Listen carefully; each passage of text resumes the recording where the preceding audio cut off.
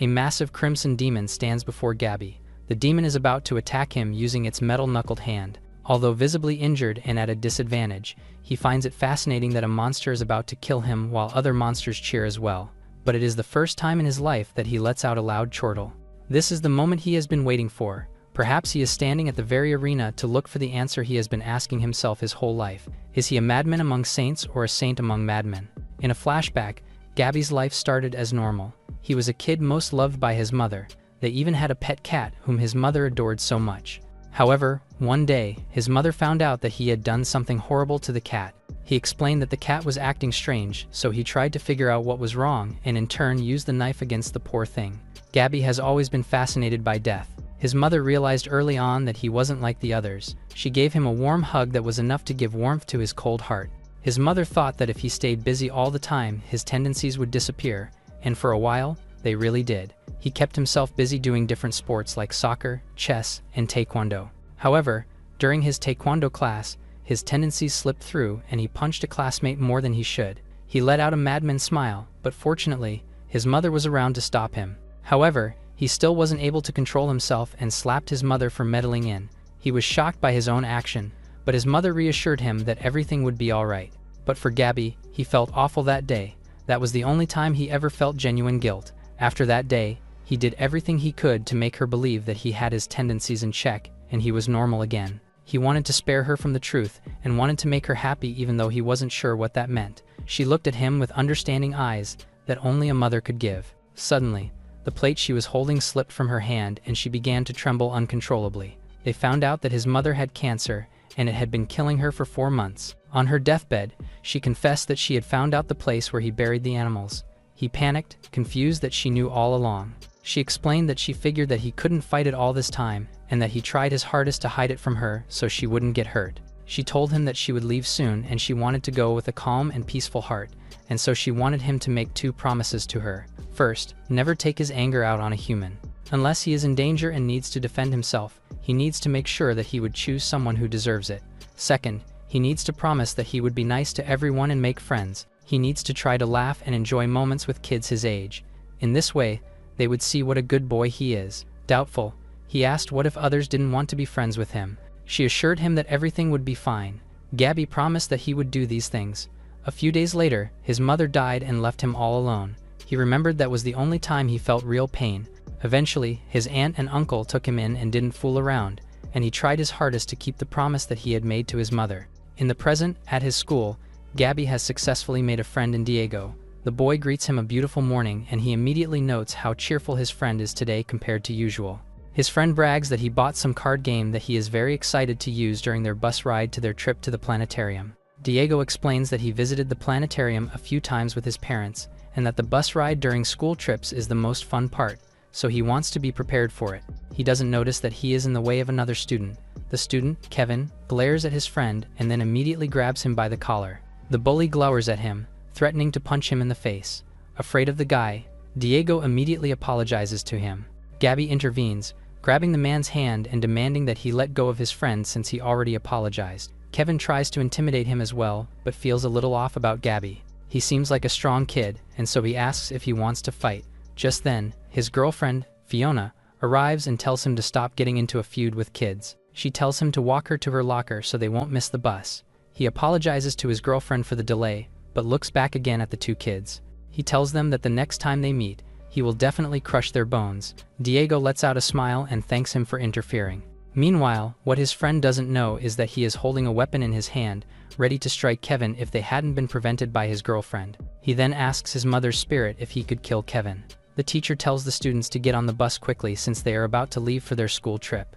Diego is hyped that the best seats are still free and they could score one. He tells Gabby that they should aim for the middle row since it is right between the 2 exits where they could easily run to the bathroom or hide from the teachers. Meanwhile, Kevin is bullying the other students in the back row, claiming their seats. Watching this happen, Diego adds that the best thing about being in the middle seat is that they are far from the troublemakers like Kevin. Just then, Cedric, the class representative, stands up against the bully and tells him to leave the students alone or else he will have to report his bad behavior to the school. Kevin's lackey barks at him and advises him to stay out of their business if he doesn't want any trouble. The bully reiterates that he doesn't have the right to boss them around even if he is the class rep. Meanwhile, Gabby is observing the scene from his seat and finds it interesting that they are fighting over a seat. He can see that Kevin wants to show everyone that he is the alpha male. Another interesting thing for him is that Cedric witnessed that kind of behavior every day and never thought to interfere but is stepping up now. He quietly questions his action, thinking if the class representative really cares about his classmates. As he sees Cedric retreating from the bullies, he comes to the conclusion that none of their actions are making sense to him. Just then, the teacher arrives and the tension breaks off. Kevin immediately scurries away while the teacher tells them all to sit down. The bus is about to go when a student raises her hand and informs the teacher that Mel, one of their classmates, hasn't arrived yet. The teacher is exasperated that the girl is late again as always. In that moment, Mel arrives, exhausted and panting from running toward the bus. The teacher scolds her for always being late and tells her to put effort into stopping this from happening again. The student is apologetic and quickly gets into the bus to find her seat. As the bus moves, she wobbles on her feet and almost falls down, but Gabby comes to her rescue and catches her just in time. She blushes in response and awkwardly thanks him for helping her. She accidentally calls him Gabby and asks if it is unpleasant for him to be called that way by people. As she awkwardly fidgets in front of him, Gabby tries to calm her down, finding her actions strange. He sits down and gives her a pass to call him Gabby. Since the trip is being delayed, he tells her to find a seat. The bus drives off and during their journey, the students chatter away. The teacher starts to brief them regarding their trip to the planetarium when suddenly they all feel a strong tremor. The bus comes to a halt, and the teacher discusses that it could have been an earthquake that they felt. Gabby notices that it smells like sulfur.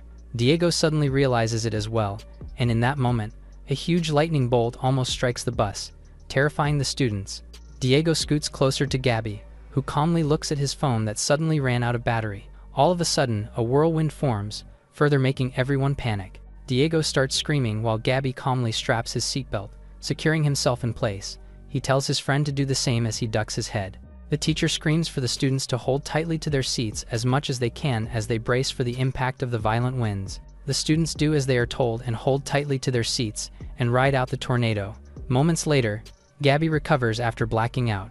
He looks around him, checking if the tornado is over and expecting that there are dead bodies around him. He looks at his friend beside him and sees that Diego is crying, asking if he saw the huge eye earlier. Confused as to what he is referring to, he thinks that his friend is still in shock after what happened. However, he suddenly remembers that right before he blacked out, he did see a huge eye in the center of the tornado staring back at him. He tries to calm him down once again and tells him that it was all in his imagination. Mel does the same to her friend, assuring her that the worst is over now. The class rep remains frozen in his seat while Kevin hollers from the back seat, asking if anyone is hurt. The teacher asks if anyone has a working phone so they can call for help. Gabby checks his phone, but it is already drained of battery. He tries to look outside to see if the dust has settled yet. As he looks outside, he is shocked to see a weird figure standing there, looking directly at him. He wonders if he is hallucinating after hitting his head during the tornado. However, the others start screaming, seeing the weird creature as well. It starts to talk, which throws him even more off guard. To their utter shock, it flaps its wings and begins ascending, mentioning that the match is going to be thrilling this time. He greets everyone a good morning and asks them politely to leave the bus. Because they were stunned, the students forget to move, so the monster screams at them again, ordering them to alight the bus. The students rush to get out of the bus. Kevin and his girlfriend wonder where they could be, while Diego asks Gabby if he has any idea what is going on. He has no idea as well, but notices that they are in a different place. Shocked at what she sees, Mel tells them to look at the sky, and they are stunned to find 2 moons above. This only means that they are not on Earth anymore. As the dust completely settles, the students become completely terrified upon seeing aliens gather up in an arena, looking and cheering at them. The weird guy declares that he will be overseeing them, introducing himself as the announcer. He tells them to prepare for a bloody day in which countless warriors will fight each other, tear each other apart, and butcher one another for their amusement and in the glory of the entities. He then presents the gifts he and the collector gathered across the universe and brought as sacrifices. Forgetting which planet they came from, he reaches out to the teacher and asks. The man trembles at his sight and stammers as he answers that they came from Earth. Diego freaks out hearing this, thinking that they will be eaten by the aliens. The announcer explains that in the arena, they love it when their sacrifices resist. Suddenly, different kinds of weapons appear in front of the humans. The announcer adds that they will have to survive in a battle against one of their races. Just then, a horde of goblins runs toward the arena. The students panic at the sight of the monsters. Kevin takes the lead and instructs them to shut the gates and grab their weapons to fight the monsters. Meanwhile, Gabby slightly smiles and clenches his fist, thrilled that the situation is heating up. The humans run to safety, screaming for help. Gabby tells his friend to get ready. However, instead of bracing for the fight, his friend grabs him and runs away from the goblins. The teacher instructs the students to hide inside the bus, but he gets stabbed by a goblin. The other humans get attacked as well. Some of them, led by Kevin, gather and fight the monsters. Fiona bravely stabs a goblin out of fear. Kevin praises her for a job well done. The goblins continue to attack humans while Gabby and Diego hide behind a boulder. He finds it tough that he wasn't able to grab a weapon when there is a bloodbath happening around him. The only thing he got is a screwdriver, and he is not sure if it will help them survive at all. Looking at his friend beside him, he almost sighs since he is of no use while panicking. He looks at Kevin's group and thinks that he will likely survive if he is with them. He contemplates leaving Diego behind and surviving on his own. Then, his friend screams. His eyes dart to the arena where Mel is. He watches her dash quickly across the arena, escaping from a goblin holding a knife. However, she accidentally slips in a pool of blood and drops to the ground. This gives the goblin a chance to catch her. Gabby watches this unfold and gets shocked when Diego leaps and punches the monster. Diego is confused at how he got so strong. He brushes it off and thinks of it as mere luck and adrenaline kicking in. Gabby finds it odd as well since he has never seen his friend that physically strong. Since they are not paying attention, they miss seeing the goblins attacking from behind. Gabby screams, warning them to jump as high as they can. The two follow his warning and jump as high as they can. Doing something unexpected, the two panic while mid-air. Meanwhile, Gabby uses this opportunity to stab a goblin with his screwdriver. He then gives it a high kick and lands gracefully on the ground, catching the goblin's weapon in his hand. He analyzes that they are stronger and faster there than on Earth because of the gravity or the atmosphere. Feeling a surge of excitement, he smiles maniacally and further annihilates the other goblins. He slashes the goblins successively, killing one after another. Diego and Mel are both in shock, seeing him so gruesome. Diego commends him for being so brave and cool. He gently pats his friend's shoulder, and when Gabby looks over, they are shocked by how ruthless he looks. Diego and Mel are terrified by his vicious eyes. He walks over to them and hands them a weapon, telling them that if they want to survive, they must do what he says. They hide behind a boulder and strategize what they need to do in order to survive. He points out that the creatures are afraid to attack because there are many of them, and they're armed, and monsters prefer to attack loners. They observe Kevin's group once again, who are doing well in fending off the enemies. He explains that because of their panic, they scattered away, which was a big mistake. If they want to increase their chances of survival, they need to join Kevin's gang. He draws their strategy and explains that they need to run straight through the arena since it's the fastest route. However, it is also the most dangerous way to do it, so he reminds them that they should avoid fights whenever possible. He asks if they are ready, and the two agree in unison. Gabby leads the way, and they dash to the arena. He slashes every goblin that blocks their way and tells the two to keep running. However, Diego gets distracted and looks at the humans being attacked by the goblins. One of them shouts for help, and he can't help himself but stop and interfere. He grabs one of them and rips out its limbs. Gabby and Mel look back to their friend and are stunned to see him on a rampage. He grabs more goblins and gets lost in annihilating them one after another. Gabby is stupefied, seeing his friend losing control, and didn't know that he was capable of such cruelty. Even the monsters start being wary of him, and so they attack in a group, trying to outnumber him. Gabby's psychotic tendencies come through, and he plans to leave his friend behind and use him as a distraction to get to the others. However, Mel calls out to him and tells him to go and help their friend. With this, the girl dashes to Diego's side and assists him. Gabby finds this troublesome, having only thought about himself all the time. However, he realizes that this could be advantageous for them and shouts for them to fight as many goblins as they can.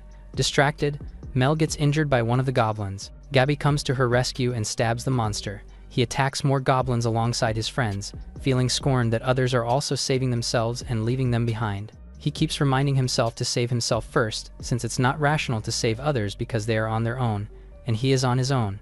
A goblin is about to attack him from behind, and he thinks it is all over. Suddenly, a memory of his mother pops into his mind, followed by a splatter of blood. He is shocked to see Kevin butcher the goblin that was about to kill him. The young man tells everyone to keep their will to fight strong and find themselves a weapon or use their bare hands to fight and survive. He takes the lead and attacks the monsters, annihilating more goblins. The announcer laughs maniacally after witnessing something unexpected. He adds that the day is full of surprises. Contrary to expectations, the parasites from Earth achieve victory. Wobbling from tiredness, Kevin asks if they will be sent home after winning the battle against the goblins. But, To their surprise, the announcer declares that there will be round 2. The gate to the arena opens, and they are horrified to see a much more spine-chilling enemy. A red humongous monster steps into the arena, and the announcer declares that he is from the red planet, the Scarred Crusher. The demon is one of the favorites of the crowd, and has entertained them in his first 2 matches, and the match will be his 3rd and final mandatory match. In case of victory, the entities will allow him to advance to the upper league where he can earn honor, glory, and freedom. Gabby is surprised to learn that there are 3 games that they need to play to get out of this hell. The announcer continues to elaborate on the future of those who will lose or win the game, but he emphasizes that it will be very disappointing if they can't give them an entertaining fight. The audience hollers in excitement. Meanwhile, in the battlefield, the humans brace themselves as the demon approaches them. With this, Kevin starts to lose his grit and will to fight, admitting defeat. Having no choice, he declares that they should act the same as before and attack all together. However, Gabby disagrees, pointing out that the monster is all alone and he is big enough to kill several with 1 blow. He adds that there are more of them and they are small and fast enough. They just need to exhaust the monster and surround it in order to kill it. Kevin seems doubtful about this plan, but Gabby points out that he needs to trust him this time and support him as their leader. As the demon is about to strike, one of them shouts that they need to make a decision faster because they are about to get killed. Kevin shouts for them to scatter away, but one of them gets so terrified that he forgets how to move his feet and run. The demon's hand lands on the man, creating a reverberating sound that echoes through the arena. Upon seeing what happened to the man, Diego realizes that they did the right thing by scattering away since it is slower than them. The demon looks back at them and states that running away from him is pointless. Kevin shouts at his companions to keep running. The demon runs after them, creating a tremor on the ground. Fortunately, they are able to escape from the demon, and they realize that its movement is slowing down. It starts to catch its breath and becomes enraged from losing patience. Seeing it getting frustrated, they conclude that Gabby is right about tiring it out and running away from it. Angered, the demon then slams the ground with its hard fist. The humans get swept away by the impact, sending them to the other end of the arena. Having been the first one to recover, Kevin checks on Fiona and Maddie if they are still okay. Fiona broke her leg, and so he rushes to her side to mend it. He wonders if his friend is still unconscious as he wraps her leg with a cloth to stop the bleeding. Just then, the demon appears, refusing to let them run to safety again. Kevin attempts to charge toward the enemy, saying that he prefers to die in the battle rather than be trampled on without a fight. However, Fiona stops him as if accepting that they will die in the end, so at least they will die together. The two accept their fate and face their death while holding on to each other. Just as the demon is about to seal their end, Gabby leaps toward it and gives it a powerful kick, enough to stop it in its tracks. In that moment, he realizes that he made a terrible mistake. The audience cheers, seeing him play a hero in that last-minute save. The demon recognizes his strength and bravery, saying that he is so amusing to play with. It grins at him, thrilled at its new playmate. Meanwhile, Gabby admonishes himself for getting involved, and now the demon will only focus on him. The only silver lining in the situation is that he knows now that he can hurt the monster. He charges toward the demon, and it retaliates, hitting the arena again with its gigantic fist. He realizes that his enemy is simply a giant who has weaknesses just like anybody else, and its size makes it easier to be the target and hit the spots. To win the fight, he continues to strike the demon, but is afraid that he is not hitting deep enough. Diego and Mel see their friend struggling and resolve to help him, just like Kevin, who tells his girlfriend to stand back in the meantime and wait for him. Gabby and Diego both attack the demon at the same time, and Gabby reaches the demon. It retaliates again and produces another earthquake that stops the humans from advancing. Gabby leaps and attempts another strike, aiming to gouge the devil's eyes out. However, it sees through his plan and dodges his attack, sending him to the other part of the arena. He hits his back against the concrete wall, but wills himself to stand up and fight some more. The demon laughs at his misery and how amusing he can be. Gabby assesses himself and figures that he has several fractures after the impact and concludes that he really messed up this time. He moves slowly, his body aching all over from pain. He obviously stands no chance against the demon, and yet he is still struggling and trying to survive. He laughs maniacally at how pitiful his situation is. It is fascinating that even though his fate turns out to be this brutal, he still has the courage to laugh. Maybe he has the answer to his question to himself all his life. Is he a madman among the saints or a saint among madmen? The demon tries to hit him again, but it misses after he leaps while holding his weapon. He then stabs it in the eye, making it cry out in pain. Wanting to end the fight victorious, he grabs a spear nearby and surprise attacks it from behind. Like a madman, he pierces through the demon's thick skin. After a moment, the giant wobbles and completely loses consciousness. The crowd cheers, and he realizes that he must continue to be a madman. Among the crowd is another mysterious figure who seems interested in him. Gabby can't believe he just won. Diego approaches him while praising him for being such a powerhouse. Gabby is smiling as the rush of killing something bare-handed dawns on him. It gets cut short as he faints and falls to the ground. It worries Diego and Mel that his injuries might be severe. A medical humanoid robot asks that they step away while it takes a look at Gabby. Other robots also take a look at the others for medical aid. The robot, looking into Gabby, recommends that the boy be put in the recovery capsule immediately. The robots put Gabby in a holographic box made of light as if it were a stretcher and drag him off the arena.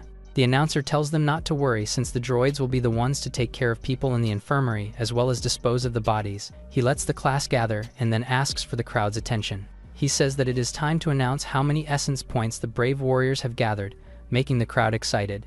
A huge screen with the team's faces is shown on a big screen. The announcer is proud to say that the humans have broken a record by having 3 fighters pull off the miracle of breaking the 1,000 point mark. He shows on the screen that Gabby has gathered 3,000 points, which he says is something unheard of. Kevin sees the screen and hates that he got more points than he did. Mel raises her hand. She asks why there are 16 names on the screen when there are only 15 of them on the ring. The screen shows Cedric, who is not with them, and how he has 0 points. The announcer feels foolish that he made a mistake. He raises his hand towards the pile of corpses. The fully living Cedric then rises up from the corpses like he is being carried by an invisible force. He gets pulled towards the hand of the announcer as he strangles him. Cedric asks that he let him go. The announcer knocks him to the floor while telling him that hiding and running away are not viable survival strategies. He encourages the team instead to keep on fighting until they earn enough points to buy their freedom. Kevin asks him how much they need to be free. The announcer answers that they need 100,000 points and then laughs out loud like a maniac. The students panic as they see no way they can reach that many points. It is only Kevin who smiles and points his sword towards the announcer while telling his classmates that they will hit 100,000 points in no time. He urges the announcer to bring on the next monster for them to fight. The announcer suddenly teleports behind him to put his arm around his shoulder, and he tells Kevin he likes how much he growls. He whispers to the tense Kiwin that their battle for today is over and that they should follow the droids so they can guide them to the rest area and answer all their questions. He then slaps Kevin on the butt like a familiar friend to get him on his way. The team follows a droid into the tunnel of the arena. More droids show up to meet them and show them a portal doorway. They tell the students that it will take them to the rest area. Meanwhile, Gabby is still awake in a bed in the infirmary. He suddenly opens his eyes and gets up urgently, as if he had a bad dream. A man with blue skin and elf-like pointy ears is there to see him.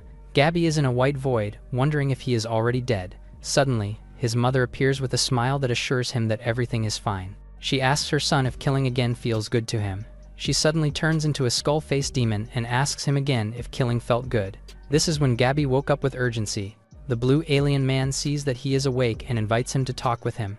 Gabby demands to know from him where he is and where his classmates are. The blue man asks him to calm down and assures him that everything is alright. He informs Gabby that he is in the healing center and has just finished his recovery procedure. He introduces himself as Callaghan and says with a suspicious smile that he is his new friend. He offers to answer every question Gabby has. He invites Gabby to grab a bite with him.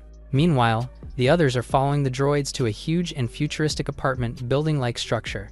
There, they see other alien creatures trapped like them. The droid brings them to Block 99 and tells them that the place is exclusively for them. He also tells them all of their accommodations. They enter the building, where they see that it is a huge place filled with all that they need as a shelter. The droid gives them 1 hour to pick their quarters and asks that they meet it upstairs later. Meanwhile, Gabby is in a restaurant, amazed at the view of the advanced alien city. Callaghan informs Guy that the tall tower outside is where they were before, and that the portal dropped them at his favorite restaurant. At the table, Gabby receives a plate of a burger. Callaghan tells him that he ordered it for them since he knows that it is an Earth dish. Callaghan is putting on too much charm for him, which makes Gabby suspicious that he has an agenda. He asks what the blue alien wants from him. Callaghan smiles and puts his wine down. Before anything, Callaghan asks Gabby what kind of world Earth is. Gabby replies that it is a kind of world that has not mastered space travel yet and has not encountered other alien civilizations. Callaghan asks how he feels about his first alien encounter. Gabby replies that it was not exactly pleasant since he almost died. Knowing this, Callaghan starts from the top and explains that they stand in a realm beyond worlds. At the same time, the droid is explaining to the students about how the realm is located in the void at the crossroads of universes, where realities and time converge. The droid continues to say that they have been granted the honor of being chosen as warriors in the arena by the Great Selector. It elaborates that the Selector can reach through time and space to choose warriors with the most potential to create the most beautiful battles. Diego realizes that the droid is talking about the eye he saw before. Elsewhere, Gabby asks Callaghan why the entity wants them to fight. The blue man answers that nobody knows, and that it seems it is only doing it for entertainment. He personally believes that it wants to watch violence, since they are essential to nearly every form of life in the cosmos, and are the purest form of life itself. Callaghan elaborates that everything in the world revolves around the arena, be it the economy or social rank. Meanwhile, the droid is explaining to the student that every one of them owes the entity at least 3 battles. After that, they can either leave the arena and become slaves or keep fighting until they earn enough points to buy their freedom. Kevin tells it that it is an unfair choice, but the droid continues its explanation that they can spend their points on other things aside from their freedom. It explains that points are the main currency in the arena and that they can buy anything with them. Meanwhile, Gabby is shocked, since Callaghan just explained to him that he can also buy the ability to be resurrected with points. Callaghan asks that he keep his voice down since he is a regular in the restaurant. Callaghan continues to say that he can buy an extra life with 100,000 points, but he wants to explain this later. He refocuses on telling Gabby that the fighters who made it big in the arena are the ones who have someone backing them, who provides food, medical care, equipment, and top trainers. Callaghan tells him that he wants to be his sponsor. Gabby asks what sponsors get out of the deal. He says he organizes the fights, covers everything the fighter needs, and will get hefty cuts from the spectator bets, even more if his fighter wins. Callaghan says he saw Gabby in the arena and how he was unscared. Unlike his classmates, he shares that he knows that he enjoyed killing his opponent. Callaghan gets excited as he shares his belief that Gabby is a rare gem with massive potential. He asks to be Gabby's sponsor and promises to make him a star in the arena and give him wealth and power. Gabby is surprised at his offer. The droid offers to show the students how to use a device called glasses, and asks a volunteer to step forward. Maddie raises his hand and steps forward. The droid summons an oval-shaped device, which looks like a camera lens, from the ground. It calls it a terminal, and it asks Maddie to put his hand in it. He does it, and the droid tells him it is how he accesses his profile data. A holographic screen appears, showing Maddie's profile. The droid explains that he can access his statistics through the screen and gives him 100 points to try out.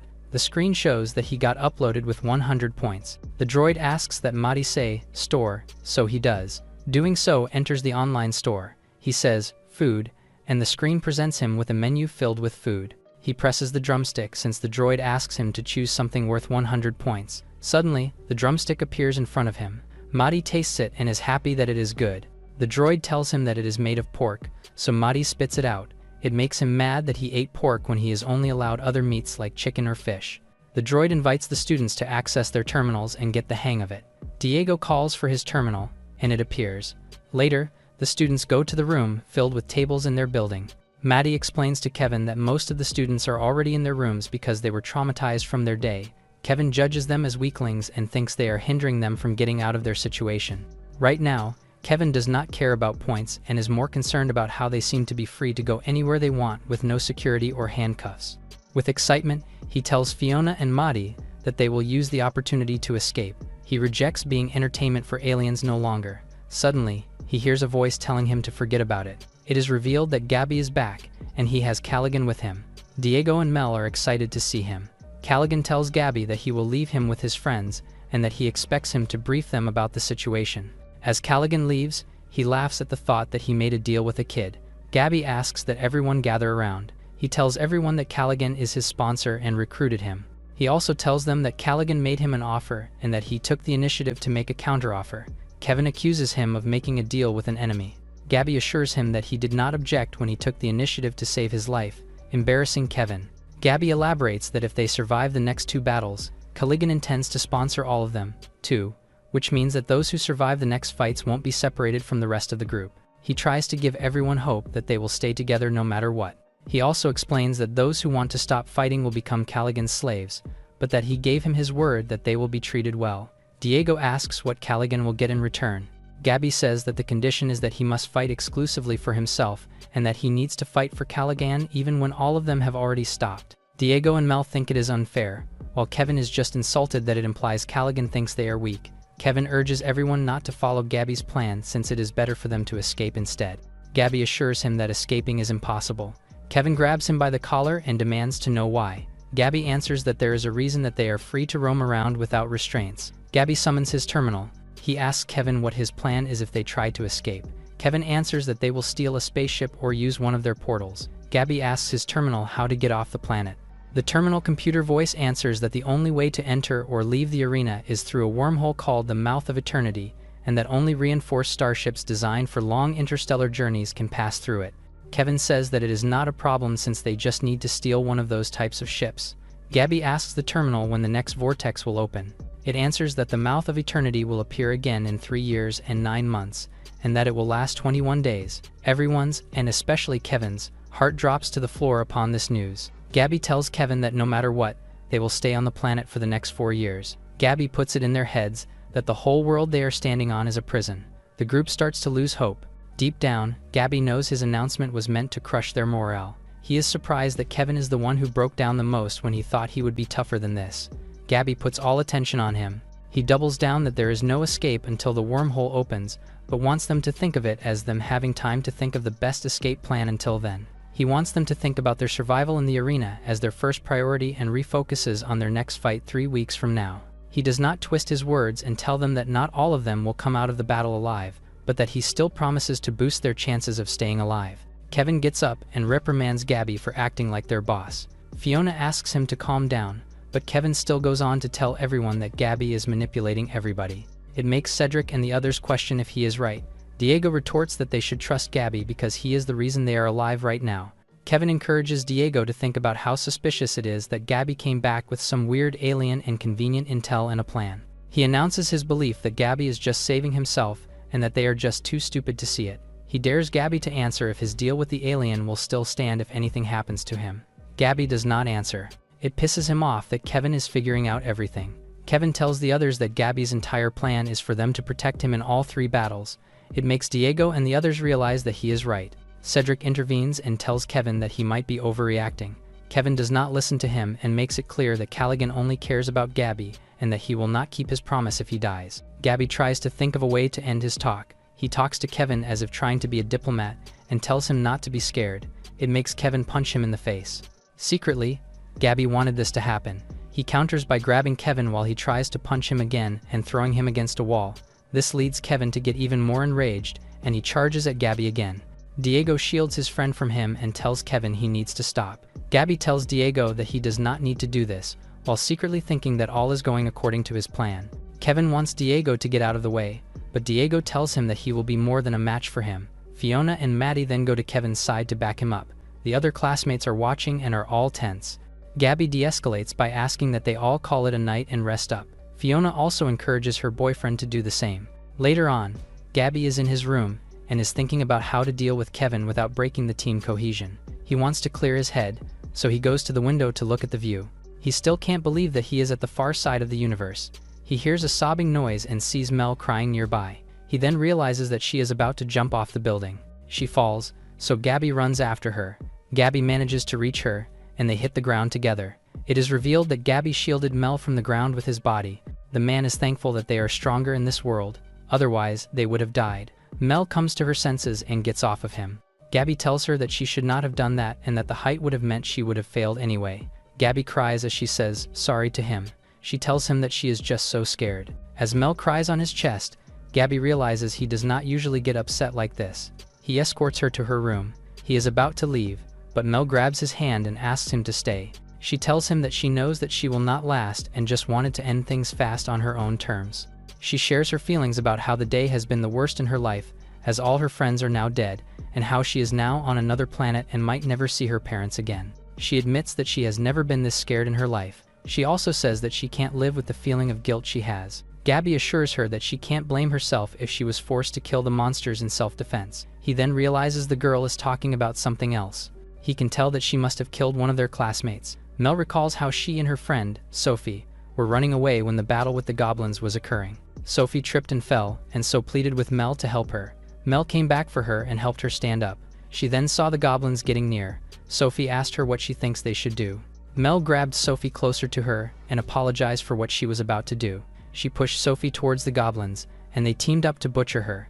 While they were distracted, Mel ran away. The next morning, Gabby wakes up and realizes that Mel is sleeping beside him on the bed and is holding him. Mel then wakes up. She gets startled and quickly backs away from him as she realizes their position. Gabby stands up and tells her that it is okay and that he will leave now. He walks the hall where Diego sees him. Diego tells him that he got worried since he did not answer when he knocked on his door. He then blushes as he realizes that Gabby just came out of Mel's room. Gabby assures him that he just came to check up on Mel and that nothing like what he is thinking happened. Diego tells him that they will meet up for breakfast. Gabby returns to his room, where he finds that his clothes are ruined now because of the battle. He opens his terminal to see the options of clothing he can buy. He is disappointed that the menu screen does not have plain clothes, but is glad to see that there is a selection of free clothes. He presses the button to select it. It magically dresses him in the black and white clothing he selected. The screen then asks him if he would like to improve his clothes at the cost of 20 points, so he accepts. He then comes down to the eating room, where Diego and Mel are impressed by how he now looks. Diego and Mel try their terminals and also transform what they are wearing. Diego sees that Gabby is not eating much, so Gabby tells him that it is because they need to conserve their points. Diego ordered so much food that he is embarrassed to admit that he already spent more than half of his points on food. Meanwhile, Kevin has just pushed Cedric out of the way as he goes down the stairs. Kevin looks at Gabby, and Gabby stares back at him. Both of them look tense as they look at each other. It leads Kevin and his friends to leave the cafeteria. Mel is looking at Cedric and feels sorry for him. Diego says he thinks Cedric deserves what is happening to him since he hid under dead bodies and was using his friends to survive. His words cut Mel deep. It makes her reluctantly agree that maybe he is right.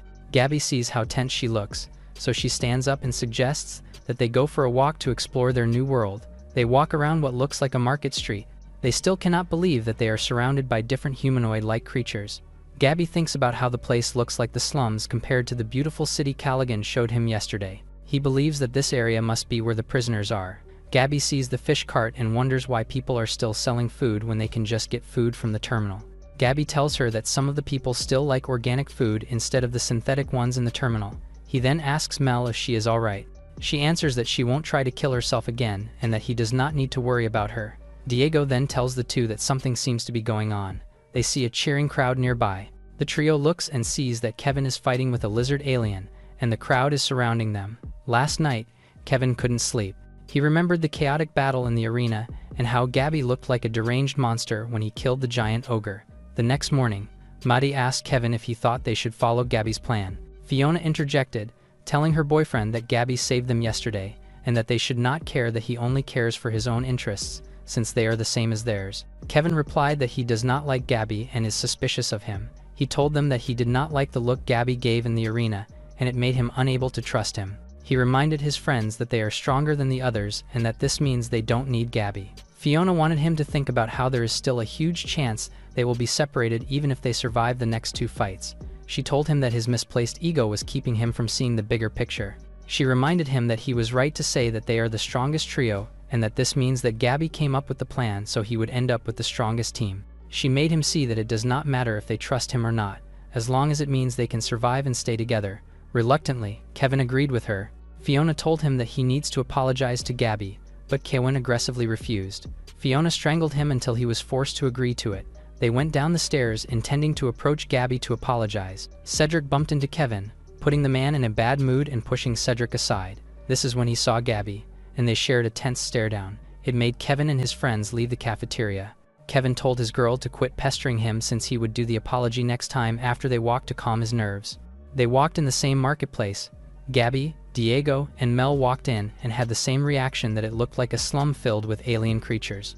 Kevin laughed at the idea that they must be the first humans to visit an alien world. It made Maddie realize the same, and he laughed about it with him. Fiona was confused as to why that was funny. They then saw the crowd cheering at something. They looked and saw that the crowd was watching a one-on-one battle between two aliens. After one of them got defeated, the host of the fight announced the winner and informed him that he earned 300 points. It intrigued Kevin and his friends that they could get pints outside the arena. The host then asked the crowd which one of them would like to step forward and challenge the champion. Kevin instantly raised his hand and volunteered. The host told him that he needed to wager 150 points and that he would get them back, as well as his opponent's points, after the match. Kevin and the champion then faced each other. The champion rushed towards him. Kevin punched him straight in the chest, taking him down in an instant. The host raised Kevin's hand and announced him as the winner. Kevin was satisfied that he won so easily. The host asked if he would keep going, and Kevin was hyped to continue. He fought one alien fighter after another, winning each match with ease. Fiona and Maddie were cheering him on, excited that he had already garnered almost 1,000 points. The host then asked the crowd which one of them would fight Kevin next. A lizard man smiled and told the host he would do it. The crowd went wild, seeing the strong Kliko volunteer. Maddie could tell Kliko was a well-known fighter, but Fiona did not care, as she had full confidence in her guy. Kliko looked so big that even Kevin was wary of him. The confident Kliko told the street fighting host that he wanted to bet 500 points on the match. It made Fiona and Maddie worried. Kevin agreed to it without hesitation. With the game set, the hosts started their fight. Kevin rushed towards his opponent immediately, not wanting him to have time to attack. Suddenly, Kevin got hit with a seemingly invisible punch, which pushed him back. The confused Kevin wondered how his opponent had just hit him. He forgot about it and rushed towards Kliko again, but he got hit with multiple seemingly invisible punches again. Kevin could not figure out what was happening. Maddie yelled at him that Kliko was extending his arms like rubber. Kliko suddenly launched a punch, which Kevin barely evaded. Kevin got back up, now reminded that he is fighting aliens. He rushed towards Kliko again. Kliko struck with a barrage of punches, but Kevin dodged them all and punched him in the stomach. He then followed it up with another kick to the stomach, which sent Kliko backwards. Maddie and Fiona cheered. Despite their support, Kevin yelled at them to shut up not to lose his adrenaline rush. Kliko praised his opponent for his attack and told him that it was his turn. He quickly rushed to Kevin and punched him point blank while still extending his arm for extra power. Fiona and Maddie became worried. Kevin tried to counter, but Kliko evaded and punched him in the face, making the lad fall to the floor. Kliko friended, enraging Kevin. Kevin tried to hit him multiple times, but he kept evading. Kliko backslapped him, knocking him to the floor again. The crowd was cheering for Kliko to finish Kevin off. It was then that Gabby, Diego, and Mel arrived to see what was happening.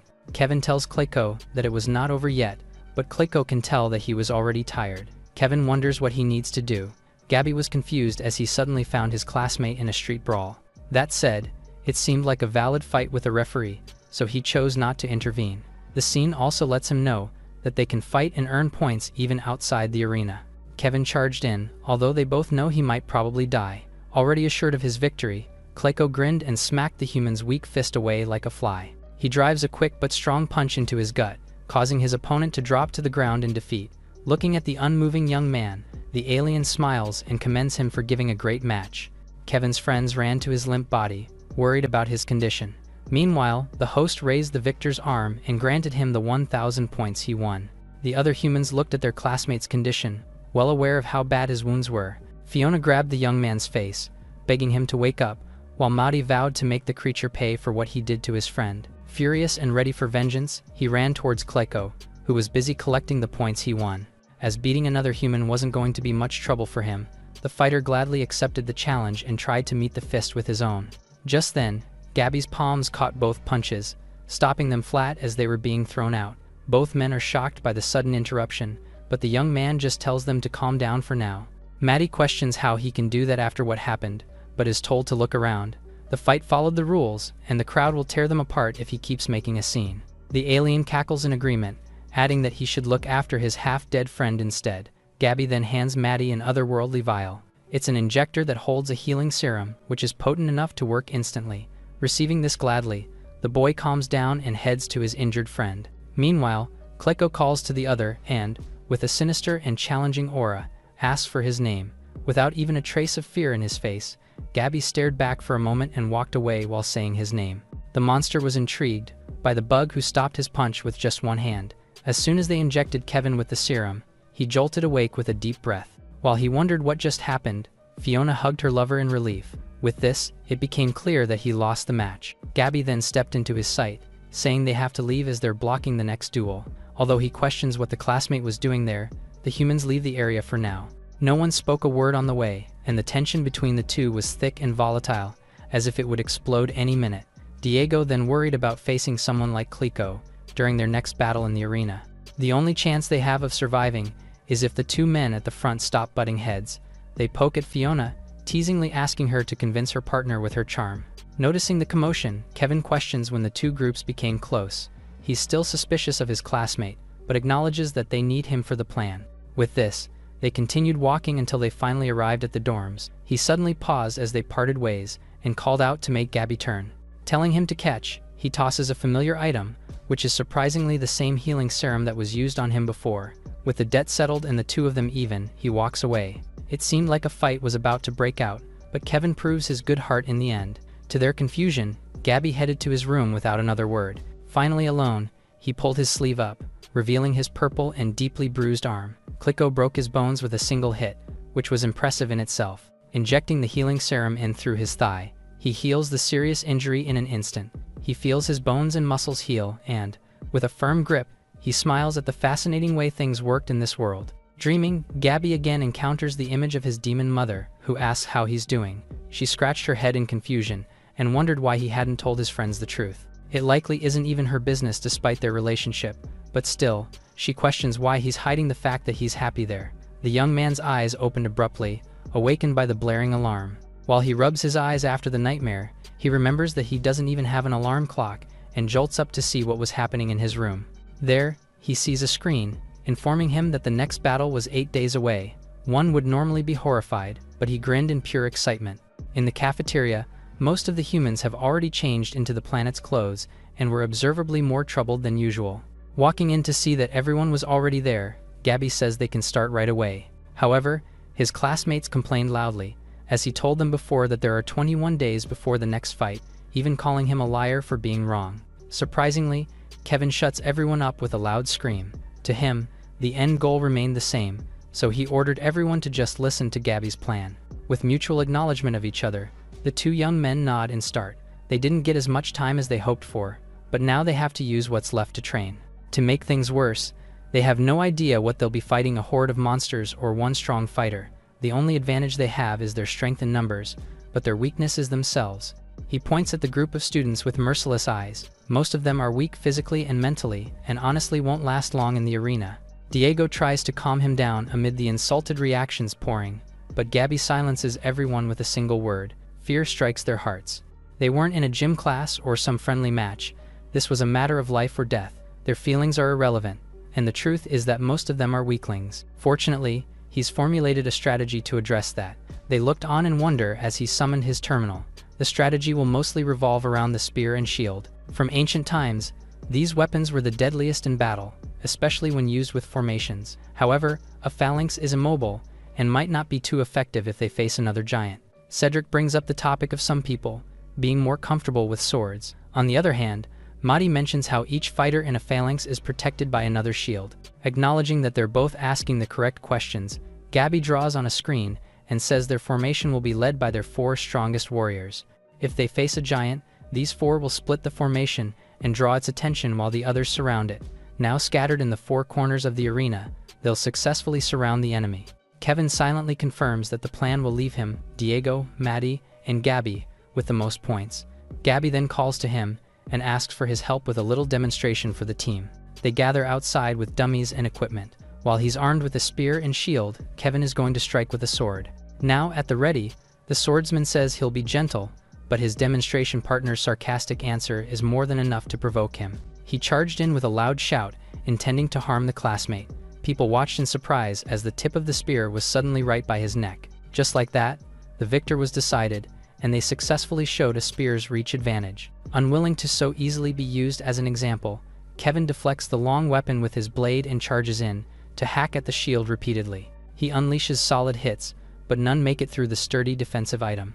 To remind the others of a shield's offensive capabilities, Gabby steps back and launches himself forward to bump the opponent off balance. He doesn't waste a moment and again uses the spear, this time to swing across the target's legs, knocking him to the ground. He points the bladed tip at Kevin's head and asks who wants to try next. Aside from the weapons lesson, Gabby also showed his domination over the group. Training for the fighting formation proceeds, but the plan leaves the 4 best fighters without a shield to protect themselves. As the best among the group, they have to find the right equipment that suits them. Training weapons are free, but they'll have to spend points to properly arm themselves in the arena. This worries some, as most of them have already spent the points they received. Gabby assures that this shouldn't be a problem for them. Summoning the inventory, he conjures a reliable-looking axe and says he took the initiative to buy it for Diego's use. While he fawned over the weapon, the 2 other men questioned the favoritism. He can deal massive damage with his strength and the axe's reach. Told that he can't accept such an expensive item, his friend reassures that it's the cheapest one. This manages to calm him down, so he just thankfully hugs the young man. Just then, A window screen popped up, asking if he'd like to take ownership of the object. Encouraged by his item, the others also check their inventory with excitement and are quickly filled with bliss. Kevin takes the claymore of the Empire, as he intends to kill enemies by the dozen. He also shows off a dashing new coat, even striking a pose with pride in his style. As for Maddie, he chooses to impersonate a swordsman that wields 3 swords, but can only afford 2 blades for now. Straying away from the cosplay fest, Gabby is asked about his choice of weapon. He's a fan of fast and efficient attacks, so he chose a particularly ordinary throwing axe. The 3 freeze, surprised by his lackluster choice. The efficient fighter adds that he bought several other tools to use for battles. Just then, Fiona and Mel appeared with determined faces. They're scolded for laughing and giggling when there's a big problem. Some of the students can't even afford the cheap items, so the 4 will have to buy for them. The 2 men protest, saying they fought for their own points and want to keep their stuff. As usual, Fiona manages to scold Kevin into submission, while Diego beats himself up over wasting his points. Fortunately, Gabby takes the news much better and immediately moves to make it right. With the issue of tools settled for now, they resume the mission to train the troops.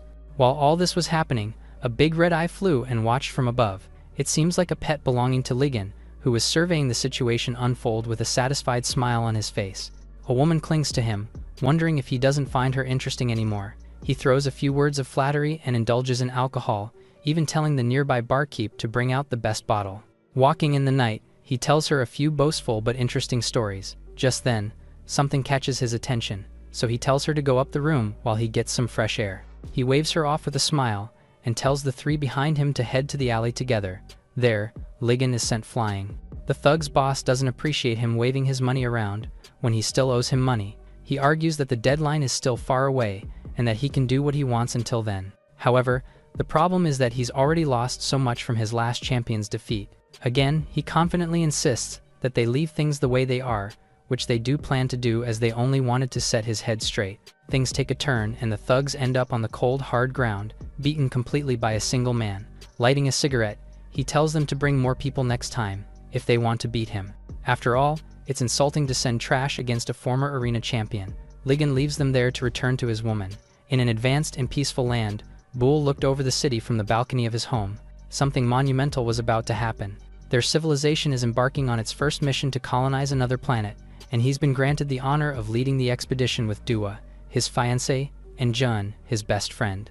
Their ship powered up and levitated off the ground. Soon enough, they were in space, traveling towards their first target and their promised new land. Even expecting a baby, he was sure they were going to have a wonderful life. However, their vehicle suddenly shook. Something had hit them from outside. They held each other for dear life, worrying as their alarms blared. To their shock, the collector was staring at them from outside, and their entire spacecraft was suddenly being sucked in. The arena was full of fighters getting ready. Everyone was evidently restless, with some pacing back and forth to calm their mind. Diego was the worst among them, even nearly having a panic attack from the pressure. On the other hand, Gabby was busy concentrating and suggested they do the same. They were by the waiting room, forced to stay still until they're called for the match they aren't even looking forward to. Madi was praying, believing in God now more than ever, after everything they'd been through. Finally, the droids appear by the entrance and tell the fighters to follow them out. Unlike others, Kevin was glad to move along with the battles. The opening to the main stage was wide, and they just had to prepare for launch. With things drawing closer, nerves start to get the better of others. Suddenly, the bully calls Cedric and threatens to personally finish him off if he chickens out again. With the class representative's face out of color, they step into the portal. They emerge in another room much smaller and quieter. They all line up for the match. Fiona tells Kevin to take care, while he promises to protect her. It was finally time for the humans to put into practice what they trained for, and hope Gabby's plan works out for the best. The gates opened and the announcer welcomed the people of Earth, who were then greeted by a roaring crowd. Wondering if they're going to win like last time, he can't help but get excited. However, a stern voice suddenly commands the formation to stop. They froze immediately, but had no idea what was happening. Even the 4 leaders didn't understand why people weren't moving. They proceeded forward, only hearing the sound of confused movements. Just then, Gabby cursed upon realizing the truth. Before him, a big group stood amid the smoke. It was Bull and his people, who looked on in bewilderment after being abducted from space. Around them were tables of weapons, a scene uncannily similar to when the humans first arrived. The students couldn't believe it, and things felt like a cruel joke. They knew exactly what was happening now, but refused to accept it. Gabby considers him a fool for not thinking about this. But today, It seems like they'll be forced to take on the role of villains. As the bringer of chaos, the announcer lets the games begin. The aliens stood there, clutching each other in silence and worry, so the humans had no choice but to look at them in confusion. They wonder why the newcomers aren't attacking when they should be, but Mel understands that they don't even know where they are, just like them 10 days ago. Forced to appear there with no reason or explanation, they were understandably afraid. The students are lucky. Gabby had a sinister grin on his face, presented with weak targets on a silver platter. Eager to attack, just like they practiced, he calls on to his team members. But to his bewilderment, nobody moved, and some even planted their gazes into the empty spaces. Diego is called on as well, but the large man then states that he refuses to participate in such a battle. Gabby doesn't understand their sentiments at all, and even wonders if his peers are the ones who don't get the situation they're in. Just then, his nightmare reappears, and says he's actually the odd one out. He turns to face her. Diego is ready to face any monster to protect them, but he can't harm other victims of the arena. After all, he isn't a murderer by nature, unlike Gabby. While the large boy is a special case, the others are not held back by morals, but by fear, the fear of going first, and the fear of being condemned for doing so. Only a monster would raise their weapon against the innocent, and who would dare do that in their group? Is it perhaps Mel, who they know isn't as innocent as she seems? Will it be Kevin, who is always eager to present himself as the alpha male among them?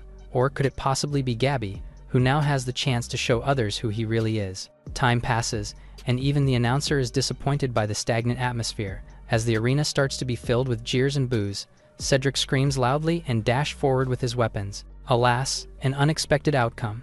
The newcomers backed away instinctively, terrified by the man charging at them with a spear. Unfortunately, confusion takes over and they fail to dodge the first thrust. Even the student is surprised by what he managed to do, but the alien just fell to the ground, rapidly losing his life. Cedric stared at his writhing body for a while. That is until the maniacal thrill of killing another spread across his face. Absolutely enthralled, he raised his spear and called to the rest of his race.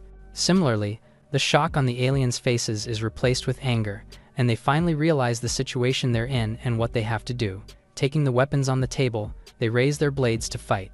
With that spark, it was finally time for the battle in the arena to begin. Some are still hesitant, but their leader's words prompt them to assume the formation they practiced. Maddie and Kevin held their weapons to take the lead, and the humans soon charged at the still confused aliens. While they stood their ground, convincing themselves that they could do this, Cedric laughed. They were completely mistaken, and stood no chance against the humans who were going to kill them all. Asked what makes him think so, the class representative oddly dropped his weapons and took his shirt off, declaring that they're people. Armed with advantageous weapons and a smart plan, the humans started killing the aliens. With this, the announcer finally laughed in satisfaction, and the audience cheered for the show they paid for. Gabby mercilessly beheads his enemies, not even batting an eye, but turned in confusion as he saw Diego standing completely still in the battlefield. He questions what his friend was doing, and reminds him that he has to earn points to live. Again, the large young man firmly refused to take part in such atrocities, even if it would leave him hungry until the next fight. His friend tries to convince him, reminding him of how they did so well last time. But that was different, as they were fighting monsters for their lives. That was all it was, and now Gabby finally understood his sentiments. While the battle raged on, he scoffed at the excuse he just heard. Questioning what's so funny about that, Diego is told that he is, for refusing to fight victims of the crazy world, who are exactly like them. After all, the goblins and the giant were probably victims as well, forced to fight against their will.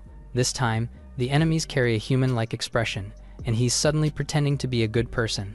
Called a hypocrite, the tender-hearted boy is insulted enough to push his friend away. This makes Gabby laugh at him even more, wondering where his non-violence went. It doesn't matter to him if it's logical or not, he just refuses to be like them. The psychopath is stunned, not understanding the accusation right away, but Diego was surprisingly fast to catch on, and knows more than he seems to. He knows full well how much his friend likes it there, and even how much he enjoys killing. That said, he wants no part of it. Gabby remains silent for a while, caught completely. Letting the young man be, he runs back into the battle. The nightmare wonders if it's the end of a beautiful friendship. While all that was happening, the humans were surprisingly being overpowered by the newcomers.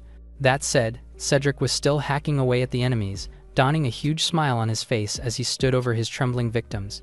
Stabbing the poor alien repeatedly, he kept laughing. Thrill was filling his entire body, and he couldn't get enough of it at all. However, a firm hand gripped his arm and stopped it mid-swing.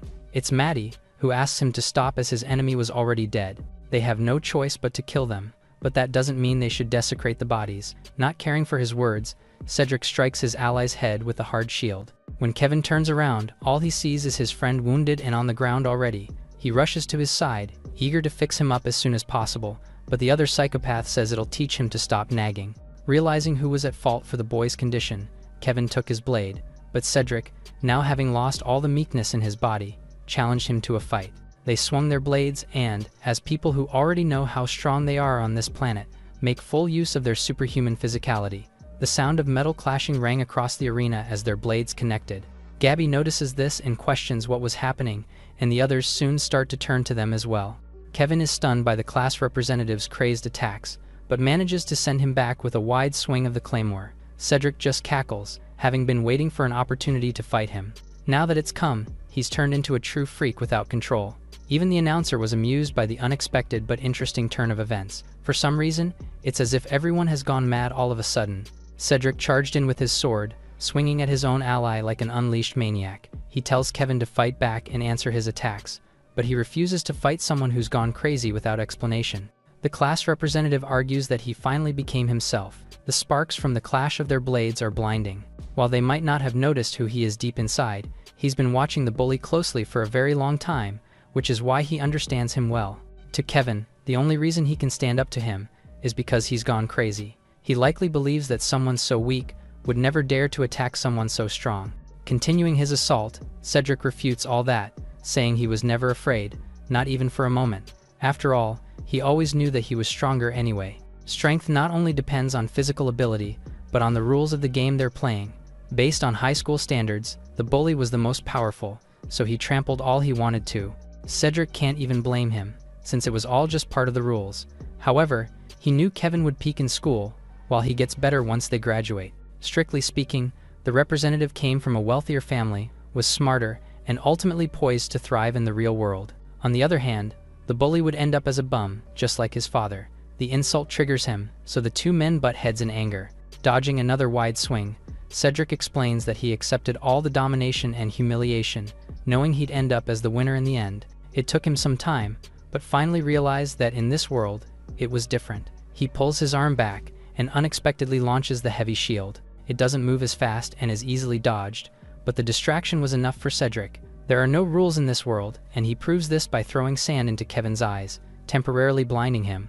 Completely defenseless, he tries to block, but gets the blade thrusted through his chest.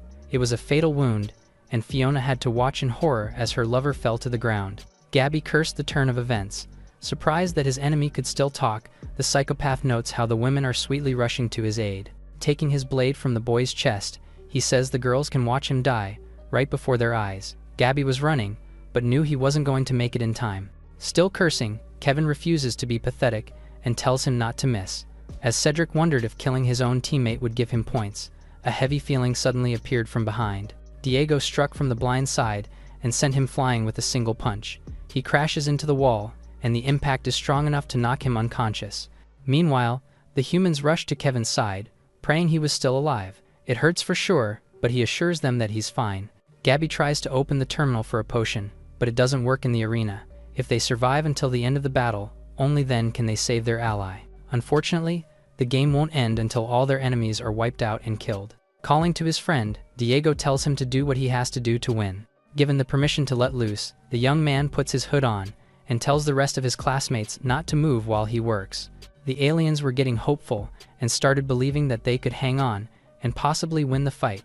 To Bull's surprise, he hears his people's desperate and pained screams. His heart sinks as he finds Gabby slaughtering them with merciless eyes and explaining that he's in a hurry. With one final swing of the blade, the battle was over.